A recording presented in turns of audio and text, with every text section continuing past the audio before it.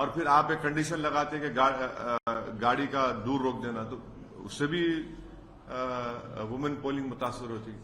तो हमारे तरफ से जो भी कमजोरी है हम उसका सेल्फ इंट्रोस्पेक्शन कर रहे और हम लोग मेहनत करेंगे। हमारे असेंबली कॉन्स्टिट्यूंसी में जहां पे हमारे को लो पोलिंग परसेंटेज हुआ, जाहिर है हमारे में कोई कमजोरी रही होगी, उसको हम बराबर दूर करेंगे, मुलाकात करेंगे अवाम से।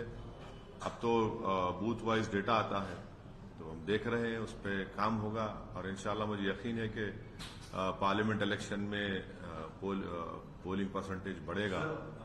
3 राज्यों में बीजेपी की जीत हासिल की और ये भी कहा जा रहा है कि अब नरेंद्र मोदी इनविंसिबल है, वो हैट्रिक करने जा रहे हैं। जिस प्रकार से उनके हौसले बुलंद हो गए और अभी ऑपोजिशन के पास चेहरा ही नहीं है, तो क्या आप भी समझते हैं सर कि 3 राज्यों के बाद बीजेपी काफी स्ट्रांग पोजीशन में है और ऑपोजिशन के पास मोदी का जवाब नहीं है? लाइटर वेन में मैं भी इनविजिबल था वहां पे, तब भी बीजेपी जीत गया। मैं तो था ही नहीं वहां पे, तब भी बीजेपी जीत गई। हम लोग राजस्थान में 10 सीट लड़े तो और 4 सीट मध्य प्रदेश में लड़े, छत्तीसगढ़ में तो हम थे ही नहीं, तब भी बीजेपी जीत गई। अब नहीं मालूम अब किसको ब्लेम करेंगे ये लोग, अब किसको ब्लेम करेंगे नहीं मालूम, सोचना पड़ेगा इन लोगों को। हमारी बीजेपी जीती वहां पर, यानी मध्य प्रदेश में जो मेजॉरिटी बीजेपी लेकर आई वो फॉर्मेडेबल है, वो मैंने बड़ी मेजॉरिटी है वो। इतने सीट के 140 के ऊपर लेके आए ना, 160। आप बताइए, आप छत्तीसगढ़ में सिटिंग सीएम आपका है और इतना वो लोग वो थे वहां पे, आप राजस्थान में। तो यस, ये जो 3 स्टेट के डिसीजंस आए हिंदी हार्टलैंड के, ये तो कांग्रेस पार्टी के लिए बहुत बड़ा, इनके लिए एक क्या बोलना चाहिए उसको, सही लफ्ज क्या होगा, कांग्रेस पार्टी के लिए तो एक बहुत बड़ा कहीं है उनके लिए नुकसानदेह साबित ना हो जाए 24 के लिए, क्योंकि 65 लोकसभा की सीट है उसमें, 65 लोकसभा की सीट है छत्तीसगढ़ में, मध्य प्रदेश, राजस्थान 65 में से मेरे ख्याल से लास्ट टाइम एक कमलनाथ साहब के बेटे जीते थे। राजस्थान तो कंप्लीट वाइप आउट था और छत्तीसगढ़ में शायद 1 या 2 जीते थे। मैंने बीजेपी 63 सीट जीती थी वहां पे लास्ट टाइम।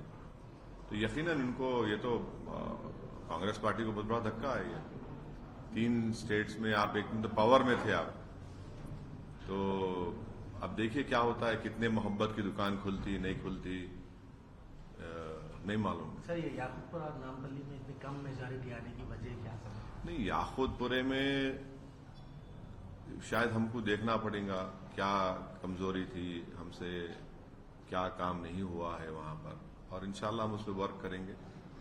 यकीनन हमारे लिए एक फिक्र की बात है और मुझे पूरा यकीन है कि इस पर इंशाल्लाह ताला आप देखेंगे जल्द से जल्द उस पर काम शुरू होगा और हम अपना पोलिंग परसेंटेज भी बढ़ाएंगे वहां पे और जो भी कमजोरियां खामियां रही उसको इंशाल्लाह हम जरूर दूर करेंगे। मैं याकूबपुरे के अवाम का शुक्रिया अदा करता हूं कि उन्होंने हमको वोट भी दिया, नहीं भी दिया, और जो वोट डालने नहीं निकले, मैं उनसे भी गुजारिश करूंगा कि अगर आप निकल के वोट डालते, जो मजलिस के बहुत बड़े चाहने वाले हैं, तो इतना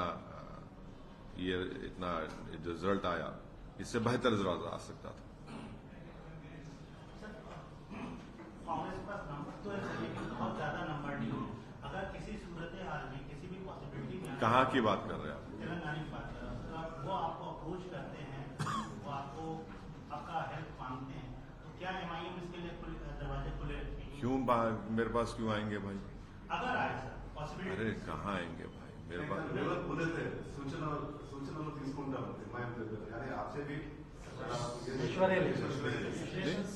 एज एन इफेक्टिव अपोजिशन तो एमआईएम पार्टीज के एमएलए अपना रोल निभाएंगे। हम भी चाहेंगे कि तेलंगाना में अमन रहे, प्रोग्रेस रहे, प्रॉस्पेरिटी रहे, यहां पर किसी किस्म की तकलीफ ना हो किसी को भी, सेक्शन ऑफ सोसाइटी को। ये तो हमारा हमेशा का ताउन रहा है, ताउन रहेगा। अब आपका स्पेसिफिक सवाल का जवाब मेरे पास नहीं है, क्या होगा नहीं मालूम मेरे को, मगर हम तो अपनी लड़ाई लड़ते आए। मैं शुरू से कह रहा हूं आपको कि हम लोग जीतेंगे, कुछ भी कर लो आप, नहीं होने वाला है यहां पर। ठीक है, पोलिंग परसेंटेज कम हुआ, थोड़ा आखिर राउंड्स तक गया याकूतपुरे में, मगर हम तो अपनी ताकत अल्हम्दुलिल्लाह अल्लाह करम में रिटेन कर सके उसको। Whom do you think, though they are Congress leaders, दोनों कांग्रेस के लीडर हैं, कौन लगता है आपको बेहतर सीएम कैंडिडेट हो सकता है आपकी नजर में, आपके एक्सपीरियंस के अंदाज में? दो लोगों का नाम चर्चा में है, रेवंत या भट्टी, दलित चेहरा या रेड्डी चेहरा? नहीं, मेरे को लगता है कि अकबरुद्दीन ओवैसी, अहमद वलाला, माजिद हुसैन, ये बहुत काबिल हैं ये लोग। आप क्यों अंडर एस्टिमेट कर रहे हैं? नहीं, अगर लॉटरी उठ रही तो फिर इनका नाम क्यों नहीं उठना चाहिए? नहीं, ये क्या बात है? नहीं, ये क्या, अब देखिए ये उनकी पार्टी का फैसला है भाई, मैं क्या करूंगा उसमें? वो अब काबिलियत की बात आप कर रहे हैं, तो काबिल हमारे अकबर नहीं है क्या? वलाला नहीं है क्या? माजिद हुसैन नहीं है क्या? भाई 3 साल का मेयर, 2 मरतबा कॉर्पोरेटर, जुल्फिकार मेयर थे। काबिलियत की बात करें तो आप, काबिलियत में हम पीछे नहीं है। इसीलिए मेरा सवाल, पहला सवाल पर मैं आऊंगा सर। मेरा सवाल ये था कि अगर उन्होंने आपको अप्रोच किया तो क्या रूलिंग पार्टी के साथ for people's welfare you will work together? नहीं, अब अप्रोच करेंगे नहीं करेंगे, अब आपको कोई बोले हैं तो मेरे को नहीं मालूम, मुझे को तो नहीं बोले। सर माइनॉरिटी का चेहरा उनके पास अभी फिलहाल तो नहीं दिख रहा है सर, तो अगर आपको अप्रोच करते हैं तो क्या करने के लिए? आपको दिख रहा है माइनॉरिटी का चेहरा हूं मैं इंडिया का चेहरा हूं, मैं भारत हूं। आप गैर जरूरी मेरे खानों में बांट रहे हैं हमारे को, आप मत बांटिए खानों में। Sir, after yesterday's elections, BJP has become stronger in North India, in Central India, and the Congress Party has become stronger, and India Alliance, Congress Party has become stronger in the southern states. So, in the coming elections, will it be a North versus South battle in the Parliament? No. Don't ever do that. This is what BJP wants.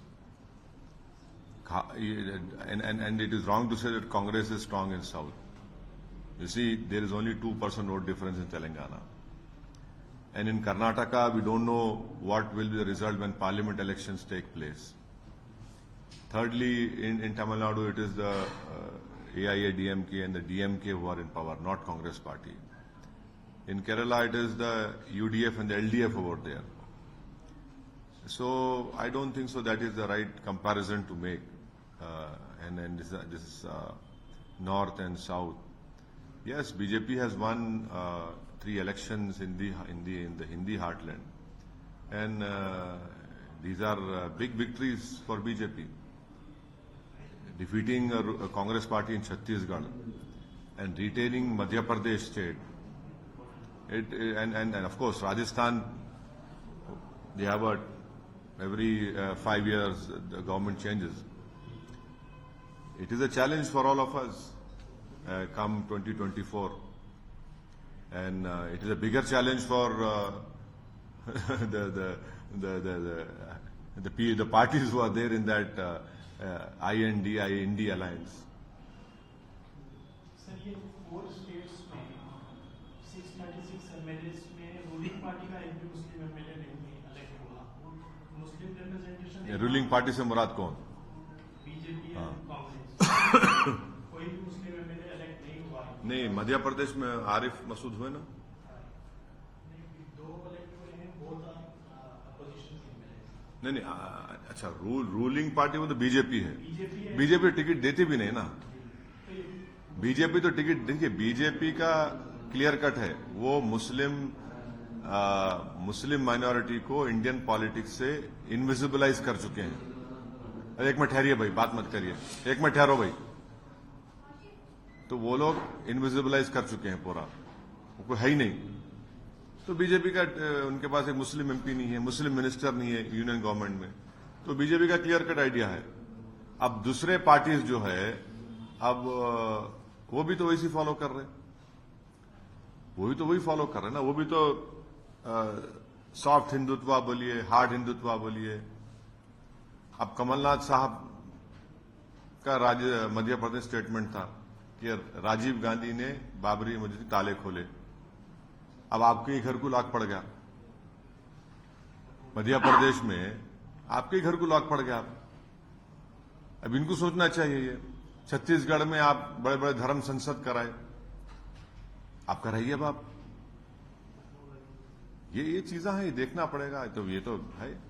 Winter session चल रहा है sir parliament का। Prime minister ने आज address किया media को और उन्होंने अपील की ऑपोजिशन से कि वो जो 3 राज्यों का हार का जुम्मन इशारा कांग्रेस की तरफ था, उसका गुस्सा पार्लियामेंट के अंदर न निकाले। हम प्रधानमंत्री से ये और बीजेपी से ही बोलेंगे कि पार्लियामेंट में हम जो बहस करना चाह रहे हैं उसको अलाउ करिए। आप दिल बड़ा करिए। आप सिर्फ अपना गवर्नमेंट का एजेंडा लेके मत चलाइए प्लीज। सिर्फ आप अपना एजेंडा लाके करा लेंगे तो अपोजिशन क्या करेंगे? फिर डिबेट्स में तो होनी चाहिए। सरकार को हम क्रिटिसाइज करें, वो इश्यूज में ऐसे कई। चाइना पे प्रधानमंत्री क्यों नहीं डिबेट कराते पार्लियामेंट में? क्यों डरते प्रधानमंत्री और उनकी सरकार चाइना से? डिबेट करवाइए ना भाई। 2000 स्क्वायर किलोमीटर में चाइना कब्जा करके बैठा है। हम चाहेंगे डिबेट हो गाजा में, गाजा के ऊपर जो इजराइल जुल्म कर रहा है। 12,000 लोगों को इजराइल खत्म कर चुका है। फलस्तीनों से हमारा पुराना रिश्ता रहा। ये डिबेट होना चाहिए पार्लियामेंट में गाजा के बारे में, चाइना जो जमीन पर कब्जा करके बैठा है। और क्या मुद्दे आपको लगता है सर विंटर सेशन में हो सकते हैं? बहुत से मुद्दे हैं भाई। अभी तो चुनाव से हम निकले हैं, तो अब तो 1 महीना तो यही इसी में थे। बहुत से ज़ाहिर है हमारे वतन अजीज में बहुत से अवामी मसाइल हैं जिस पर बहस होनी चाहिए, और लोग पार्लियामेंट तरफ देखते हैं कि भाई क्या ये मेरी तकलीफ को बयान कर रहे हैं, क्या हुकूमत मेरी तकलीफ को समझ रही है। और सर हो गया बस पूछने 1 to 1 नहीं पूछ लो। अब स्वास्थ्य का कुछ पूछना है आपको? भाई साहब पूछना है पूछ लो भाई। 1 to 1 मत करिए भाई। मेरे पास टाइम नहीं, मेरे को मीटिंग में जाना, मेरी फ्लाइट है दिल्ली के लिए जाना है मेरे को। या नो प्रॉब्लम स्वास्थ्य। Will I continue to support BRS? Did I say that I am opposing BRS? I didn't say that. We have offered our best wishes to the new incoming Congress government. We hope and expect that the responsibility that has been bestowed on them by the people of Telangana, they will be able to discharge that huge responsibility. And as an opposition party, we will hold them accountable. And we will ensure that our role as an effective opposition continues. And thirdly, as far as maintenance of peace, progress and prosperity is concerned, governments come and go, but these are the things which are of paramount importance, which every political party's duty is to discharge these important 3 responsibilities, which MIM has been continuing to do. And yes, we have been fortunate enough that Almighty Allah subhanahu wa ta'ala and the people have blessed us. We have been able to retain our 7 assembly constituencies. Unfortunately, we could not get the verdict which we wanted in Jubilee Hills and Rajendra Nagar. And yes, we wanted the BRS to come back in power. We tried our best. That could not happen because it's a decision of the people. We have to respect it. Sir मामू और BRS से क्या गलती हो गई कि उनको ये रिजल्ट जो है सामने आया है? अब देखिए, ये एक पार्टी का अंदरूनी बात है, वो तय करेंगे। मैं कैसा बोलूंगा आपको? आप तो बिल्कुल बहुत साथ में थे, मामू को वोट दो। हाँ बोले भाई, पार्टी में क्या हुआ मैं कैसा बोलूंगा? भाई मैं प्रसाद साहब का दोस्त हूं, पर प्रसाद साहब के घर में क्या खाना पक रहा मेरे क्या मालूम? नहीं, मेरे क्या मालूम घर में क्या खाना पक रहा, क्या खिचड़ी पक रही, नेटफ्लिक्स पे आप क्या देख रहे, मेरे क्या मालूम? मेरे क्या मालूम? भाई मैं आपका दोस्त हूं ना, मैं दोस्त की दोस्ती निभाऊंगा। मर नहीं, देखिए सुनिए, हैदराबाद में एक कहावत है, आप हर बुट्टी में मुंडी नहीं झुका सकते देखने क्या हो रहा। तो मेरा काम नहीं है। मैं आपका दोस्त हूं, आपका दोस्त था, रहूंगा। मैं तो कल केटी रामाराव साहब से बात किया बहुत देर तक, और उनको मैं बोला कि भाई आप हौसले बुलंद रखिए। वो बोले बिल्कुल असद भाई, मैं इसका आवाम का फैसला है। और मैं उनको बोला एक आपके लिए एक बेहतरीन अपॉर्चुनिटी है, आपके लिए, हरीश राव के लिए, कि आप बेहतरीन अपोजिशन रोल अदा करिए और जाइए। अपनी पॉलिटिकल डेस्टिनी अब आपके हाथ में है। और मैं एक्स सीएम से भी कांटेक्ट करने की कोशिश किया तो मालूम हुआ वो वक्त देंगे तो उनसे भी जाके मिलूंगा मैं। देखिए ऐसा है ना कि ये इलेक्शन होते जाते हैं, मगर इंसानी ताल्लुकात तो अपनी जगह पर रहेंगे। कांग्रेस भी आपके पुराने दोस्त है, अभी ये भी कहा जा रहा है कि अगर वक्त मिला, वक्त आने पर, मौका मिलने पर एमआईएम जो है कांग्रेस के साथ भी जो है कंधे से कंधा मिला सकती है। नहीं, आपसे सुन रहा हूं मैं, मेरे को नहीं मालूम। आपको लगता है सर कि बीजेपी विकल्प साबित होगी बीआरएस की? जिस तरीके से ग्रोथ हुआ है, पिछला परसेंटेज से डबल परसेंटेज से ज्यादा हो पाएगी? कांग्रेस के लिए विकल्प साबित नहीं हो सकती। आप क्यों समझ रहे? आप ये क्यों समझ रहे कि कांग्रेस के लिए विकल्प साबित नहीं हो सकती? रीजनल पार्टीज जो है ना वो रहने वाली हैं। अब नेशनल पार्टी अगर हार रही है बीजेपी के खिलाफ तो उसका क्या होगा? मध्य प्रदेश में, छत्तीसगढ़, राजस्थान में। तो ये तो सबको सोचना पड़ेगा ना, सिर्फ एक पार्टी को तो नहीं है, हमको भी सोचना पड़ेगा। हम तो बोल रहे थे हमारे चुनाव में, आप मेरे भाषण सुनिए, आशीष फॉलो करे, प्रसाद साहब, आप लोग सब, मैं बोल रहा था निजामाबाद, मैं आपको बोल रहा था मधोल, नहीं निजामाबाद बोल रहा था, मैं मधोल बोल रहा था, निर्मल बोल रहा था, मैं जहीरा नहीं आपको करीमनगर बोल रहा था। ऐसे कई कॉन्स्टिट्यूंसी में पब्लिकली बोल रहा था। और जो लोग मेरी बात को सीरियस नहीं ले रहे थे, आज मुंह नहीं छुपा सक रहे वो लोग। आज मुंह छुपाने के लायक नहीं है वो लोग। जो ये समझ रहे थे असदुद्दीन ओवैसी डराने के लिए बोल रहा है, आज बोलो कुछ। अगर आज बीजेपी 8 सीट जीती तो वो लोग जवाबदेह है जो गलत फैसले लिए थे। इसी से लगा हुआ सवाल है सर, यूनाइटेड आदिलाबाद में, यूनाइटेड निजामाबाद में बीजेपी ने अच्छा परफॉर्म किया है। जिन इलाकों की आपने बात की, इलाके इन जिलों में आते हैं, क्या वजह है बीजेपी का ग्रोथ जहां पर इन महाराष्ट्र से लगे हुए बॉर्डरिंग इलाकों में या जिलों में हुआ है? नहीं, कामारेड्डी कितना दूर है महाराष्ट्र से भाई? हाँ, मधोल करीब है, नांदेड़ से बहुत करीब है।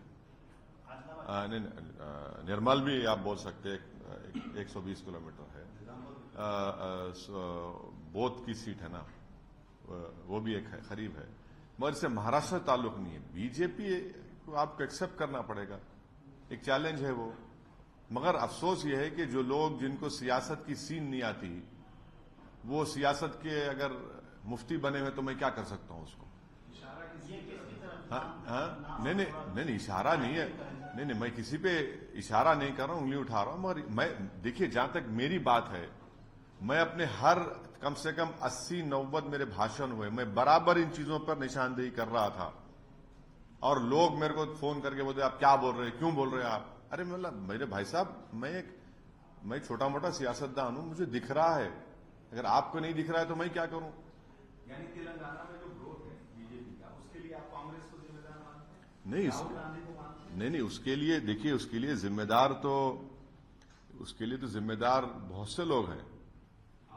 नहीं, उसके लिए जिम्मेदार तो बीआरएस भी है, उसके लिए जिम्मेदार कांग्रेस भी है, उसके लिए जिम्मेदार वो लोग हैं जो बगैर जमीनी हकीकत को जाने आपने फैसले कर लिए।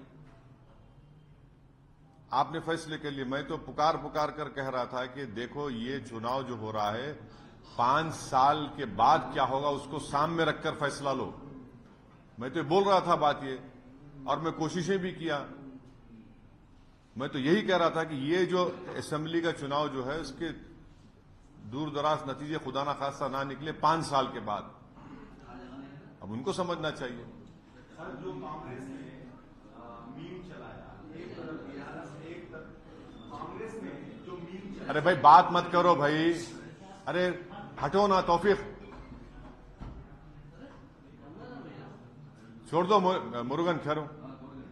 हाँ, कांग्रेस ने जो मीम चलाया, जिसमें तराजू लिए मोदी, एक तरफ बीआरएस, एक तरफ ओवैसी, ये साबित करना चाहते थे कि मोदी जी के हाथ दोनों कठपुतली है। इसका नुकसान जो धर्मनिरपेक्ष फ्रंट है उसको हुआ। मेरे को ये लगता है कि अगर